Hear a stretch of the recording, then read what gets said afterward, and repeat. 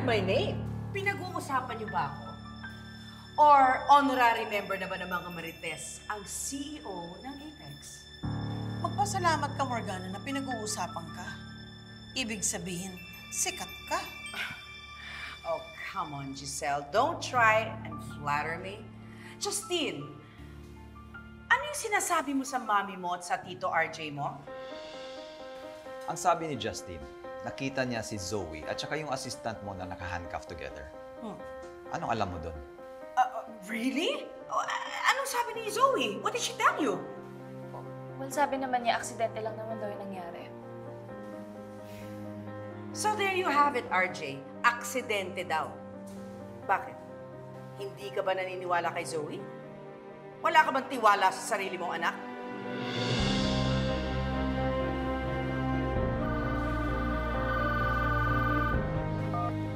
Hello, Ray. Sige. Magkita tayo sa office. Excuse me, ate.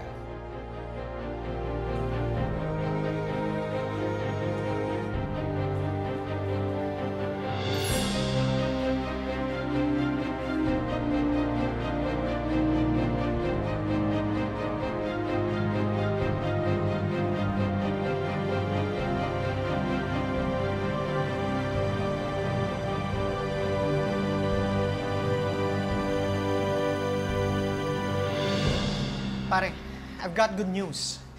Nag-inquire ako dun sa nabasa ko sa Med Journal tungkol dun sa experimental drug para sa memory loss. Well, tumatanggap pa pala sila ng volunteers. And I gave them your name. Nag-okay sila dahil na rin siguro sa background mo bilang neurosurgeon. Talaga? Kailan nag-start nitong clinical trial na to? Sasama ako. Yun nga lang, pare. The trial starts in 3 days' time. In 3 days? Ang bilis naman.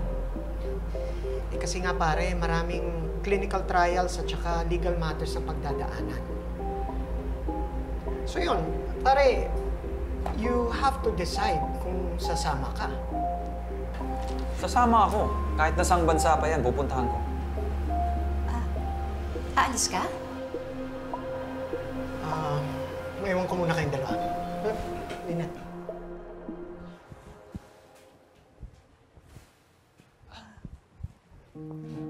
Naalis ka? Saan ka pupunta? Lynette, meron kasing clinical trial sa US. Experimental drug for memory loss.